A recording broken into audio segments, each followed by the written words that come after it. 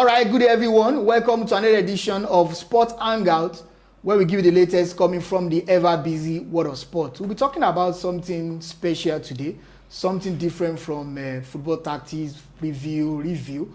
We'll be talking about racism in football, where we had a big moment yesterday in the game between Benfica and Real Madrid. Of course, Real Madrid won that game by a lone goal. The goal scored by Vinicius Jr, the character in the scene yesterday. Well, he was racially abused, he alleged. The game was stopped for 10 minutes. And then, of course, even Jose Mourinho, the manager of Benfica, was sent off in that game. So we want to talk about that on the show today. We'll talk about why always Vinicius Jr. Is he the only black player in Europe? Because this is not the first time Vinicius Jr. has alleged that he has been racially abused. We'll also talk about what the football authorities, what are they doing? Are they doing enough to actually prevent racism? Of course, reduce it in Europe, and of course, also give you a pictorial evidence of what happened yesterday between Benfica and Real Madrid. My name is Toby. I've got JJ here. JJ, how you doing? Yeah, Toby, I'm fine. I'm good. All right. Let me get your thought first. The game was stopped for 10 minutes yesterday. Of course, Real Madrid scored first, Vinicius Jr, and Junior went to the center referee. He alleged that he was racially abused. The game was stopped for 10 minutes. They practically protested yesterday, and then the game ended. Real Madrid winning by a long. I want to get your reaction on what happened yesterday. Let's start with that. The overview.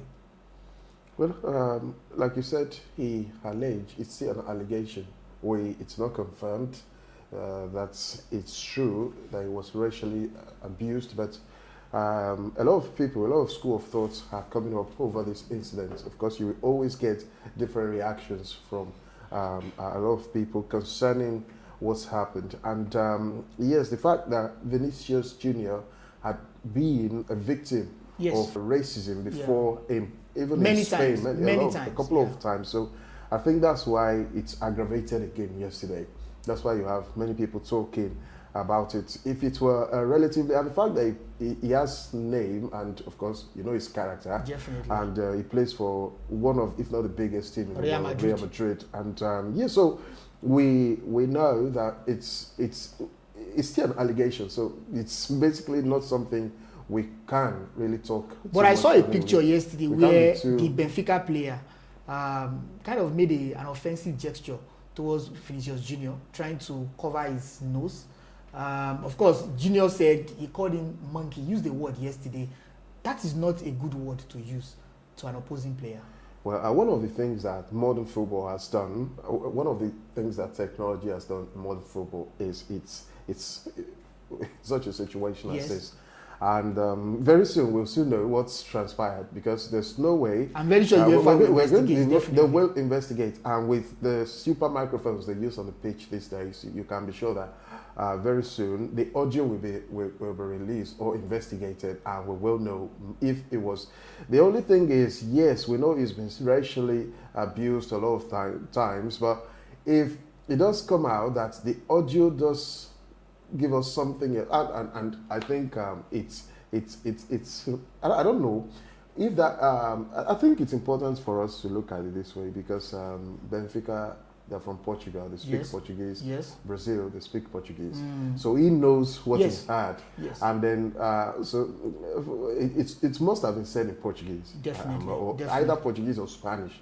I think he can speak and he understands both languages. So but we soon know from UEFA investigation, because I'm pretty sure they will investigate, and it can't slide, they can't let it slide, with Jose Mourinho also coming to play. That's aggravated beyond, it's escalated, and they need to de-escalate soon. Otherwise it's giving football a bad image, but it will only dampen the UEFA image even more. JJ, some years ago, more than 10 years ago, we had a certain footballer, Mario Balotelli, who said, "Why always me?" So, because Vinicius Jr is not the only black player playing in the top leagues in Europe, we have many of them, and this is not the first time that Vinicius Jr has been alleged to have been racially abused. So I want to ask you, is it because of the character of Vinicius Jr? What is Vinicius Jr that makes people to racially abuse him? Because we have many black players. In fact, I remember a guy who used to play for Blackburn Rovers. That's a Samba, black guy from Congo. He also alleged that was racially abused some years ago, but for Vinicius Jr, is becoming a recurring decimal. This is not the first time, and I'm very sure this will not be the last time he will be racially abused. Why is he only Vinicius Jr? Why is he targeted? Why is he the only black player in Europe? Well, yeah, it's not the only black player, certainly. Even in Real Madrid, he's not the only black player. You've got Kylian Mbappe. How many times have you heard Kylian Mbappe being subjected to racism? How many times has he been a victim? You look at Camavinga, typically black. How many times have you heard him being subjected to racism? As a matter of fact, Camavinga was just by Vinicius' side yesterday. Why was it that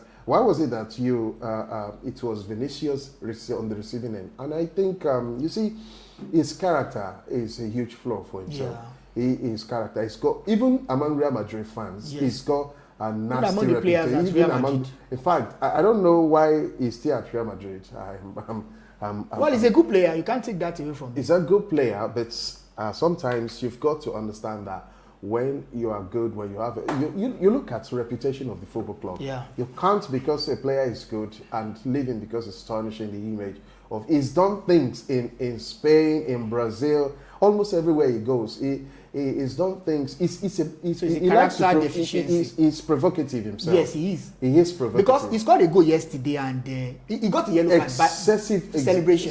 He got a yellow card. Maybe that was what from. And you never could tell, but you. But that is not enough. That's not enough. Actually, that's not justification to racially abuse someone. It's absolutely improper. It's not allowed in football. It's not wanted. It's not welcome.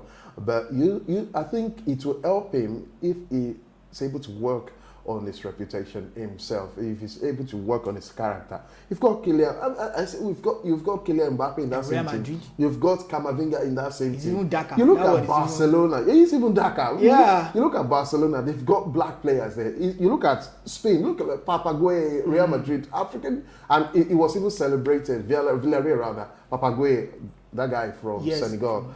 And it was celebrated when he went back, after winning AFCON. So you see, when your character, of course, Spain has like been a breeding ground for just racism. like Russia. Samuel Eto'o, Samuel Eto'o when he was like at Barcelona. Too. But it wasn't as and Italy as well. No, Italy, that one. That's even worse than Spain. And so but look at England. How has England been able to put things in perspective? I think they have a system in England. They have a system. So they have punitive measures. All top football clubs in England, except maybe Man City. Even Man City have black players. You've got Jeremy Doku. Yes. Doku. Belgium. And let's say Mamouche and H. Nuri, those ones are still, their complexion still like white. But Doku is typically black. It's black. And then so you've got Brian. Okay, Maguire is also black. Exactly. You've got Ahmad in Manchester United. You've got Kobe Mainoo in Manchester United. Go to Arsenal. Bukayo Saka. Everything about him spells African. Yes. Bukayo Saka. So you have people like this who are not experiencing racism outside the football context. They may be experiencing, but within the football context, even from rival fans, you don't hear often that racism is a thing in England. So you are saying, how have they been able to put a structure? Why does it have to always deal with UEFA and FIFA, even though they are governing bodies? Why has it always got to do with their competition? Rather, you have FA doing something rather impressive in England. So I think something is off. So why I agree with you that Vinicius Jr could be provocative because he has that character. He's not could be. He is provocative. He is. He's nasty. He's nasty. He's fought with the manager. He's fought with his own manager, Xabi Alonso. He's fought with his teammates. He fights his own fans. Okay. So what do you think is going to witness outside? But don't you think this is a systemic problem? Because I've been looking at it. The Football Federation, FIFA, UEFA, I don't think they are doing enough to stem racism as of football, because no player, irrespective of what he or she has done, should be racially abused, because football is fair. I mean, there's fairness in football, there is equality in football, no matter where you come from. If you are from Europe, if you are from Latin America, from Africa, of course, we are all players. So you cannot say because I'm black, because of my color, and because of that, you will react to me in a way that I don't like. So I want to ask you, do you think that the Football Federation, especially UEFA and FIFA, do you think they have done enough to eliminate racism? Because if there are no punitive measures, I'm very sure another player will do the same thing. Because, see, for example, JJ, we know that match fixing is a crime in football. I mean, many players have been banned. Sandro Tonali has been banned because of match fixing. A lot of players have been banned. Use of drugs, I mean, that's doping in sports is not allowed. These are serious crimes in sports. So why can't we treat racism as match fixing, as doping in sports? Yes, I think I'll go back to UEFA and FIFA again. Okay. Now, in the championship, there was a championship game last season. Was it last season? I think it should be last season, between Burnley and one other team. A guy, Hannibal. Yes. He accused the guy of racially abusing him, and that guy was, after he was investigated, the investigation was carried out. He was banned for a certain number, I think up to 9 games. Yeah, that makes a lot of sense. Now, in 2016 in 2012-2013 season, before Luis Suarez left Liverpool, he had an altercation with Patrice Evra. And Evra accused him of racially abusing him. And so you know what happened? He was suspended for, I think that was 8 games. He was banned for 8 games. He didn't play for 8 games. And so if we are saying that the system is weak, now is the system with UEFA and FIFA. England, the FA, they have put a structure in place that if you are caught racially insulting or abusing, even if it's fans, sometimes they take rather strict, they can give a fan a life ban. They are so strict with those things in England. It's not even the FA now, it's the football club themselves. They are putting life bans on, or placing life bans on football fans that are caught racially abusing. Just to digress a bit, JJ, last week the United owner, Jim Ratcliffe, I don't know if you saw that, Sir Jim Ratcliffe, and he said something about immigrants in the UK, and he's been getting a lot of backlash. Now. Yes, and in fact, it's saying still, that you can't say that. It's still ongoing, and a lot of people are worried for Man United right now. Manchester United came out to this, so they put a disclaimer. It was Sir Jim's opinion. It's nothing reflecting our culture at Manchester United. I think the FA, they value the fact that football is, if not the highest grossing industry, yes, bringing money into that country. It's the taxing system. It gets. I was reading about Bukayo Saka's new contract yesterday. £300,000 a week. That's a lot of money. And by statistics, it's calculated that he will be paying about £7 million in tax a year. Wow. Now, look at £7 million. That's a lot of look money. at how many people in other sector that will cover for, that will cater to. So you have, I think they look at what football is doing for the country, and they say it's stricter. Let's not be hypocritical.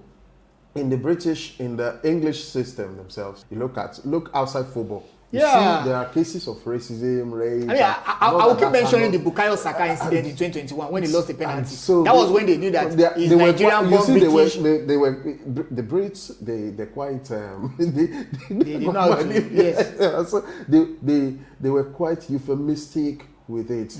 They didn't say it as bad as it was. They tried to paint it a bit. I also think as a black player, you need to be extraordinary. Extraordinary. To break into that English national team. And then look at it, in 1994. There are not so many black players in that. I mean, Joe Campbell, maybe. We've been having black players, and especially in England. And they've been welcome in the English, even in but the they were national good. They are team. still good. They were exceptional. I mean, right, fantastic. And the Cole. And let's not get over what we are talking about here now. Look at financial fair play. You breach financial fair play, it's heavy sanction. But then you are, if a club, their fans or their players racially abusing another player, then you are giving them just fine and partial closure. That's not heavy enough. Not enough. It's not enough. So it's got to be stricter punishment. And I think in the UK, it's about the fans. The fans themselves, they've got, you see, it's also about the culture. The exposure of culture. The fans themselves, they have a way, systemically, I think they've outgrown that type of culture. Most of them, not all. So there are still issues of racism, but not as pronounced as you have it in UEFA, in FIFA competitions. And so for Vinicius, that's what you've got yesterday. And let's wait and see what UEFA, the punishment is going to be. If it's going to be strict enough, if got to, there's one punishment that will serve as deterrence. Definitely. You were talking about match fixing, you know, so things like that. It's deterrence. Yeah. And when there is deterrence, yes, certainly you can be sure that you are bringing people into play. Lastly, JJ, I mean, do you think that it can be completely eradicated, or do you think that we are just going to live with it? I mean, it's part of life. Do you think that they can do anything to eliminate it, so that you won't hear anything racism, or do you think that we need to manage it? It's not something that we can do away with. I mean, well, it's part of the system. So what can we do? I wouldn't want to say manage it, but I'm not getting my hopes high that it can be eradicated. It's never going to be eradicated. Let's get that straight, because to some, it's not an accidental behavior. Yeah, it's deliberate. It's not an deliberate, accidental it's intentional. behavior. It's deliberate. It's intentional, and some fans are still it's part of their culture already. It's part of their system. The part of their being. They're making. Some of them will throw in banana. What's the meaning of that? Banana. So I think Balotelli was a victim. He hates banana. He even hates it. I'm telling you, that one he had to skin. He doesn't care. You have to. It can't be eradicated. It really can't. As a black player, if you are playing, I just don't know. What advice do you give them? What advice do you say? In fact, I just even remember something now. So managers have been accused or alleged to being racist. It's not as if they have done anything extraordinary. Exactly. People like Pep Guardiola. Because he doesn't like black players. How he treated I'll expect you see when he was a manager too. Okay. We heard that he didn't like black players, especially African players. Because of AFCON. And not because he hated them. Not because. And then I looked because they will not be available. I looked at Eric Jemba. I looked at Kleberson. I looked at Henderson. These were black players. Although Jemba was Cameroonian. And then there was Quentin Fortune as well. South African. Yeah. And so he even wanted Mikel Obi at a stage. So yes. He wanted Mikel Obi to the fact that it caused some issue then going to Chelsea. So it's unconfirmed. And but so right now it's what it is. I'm telling you, it's a part of some culture now, and for it to be eradicated, it can be eradicated, but it can be minimized through heavy sanctions, heavy sanctions, and if I think they should just study. There's a model, and if the leadership is weak, then you can understand that it will, in a society, heels will continue to thrive. And so Vinicius in 2023, he accused La Liga of being weak, the leadership being weak in addressing racism, because that year he faced a series of racism. So in England, the leaders, they don't give you the rights to do that. And so once you know that from the top it's a hugely frowned out situation, then you will know how to keep yourself in check. And I think that's what UEFA and FIFA need to study. All right, JJ has said a lot about racism, Vinicius Jr. I want to get your reactions, I want to get your thoughts. How do you think we can eradicate racism from football? Vinicius should know that this thing didn't just start. Okay. In fact, in the 70s, 80s in Europe, it was bad. It was a bad place for black players to go and play. It was not a case of maybe England or FA. It was rife in the 70s, especially it came to height in the 80s. Before, systemically, I think there was evolution of culture. People were exposed more and enlightenment. So things began to ease, and with the thriving of blacks, blacks began to thrive in their various departments, wherever they find themselves, and so I think he made them welcome. But Vinicius, we have to say the fact he has to work on his character too. Definitely. Pronto. All right, let's get your reactions. JJ has said so many things, so let's get your reactions. We'll be happy to read from you. Of course, until next time that we are going to meet, I remain Toby. And I'm JJ. Please don't forget to subscribe and turn on the notification bell. Thank you. Bye.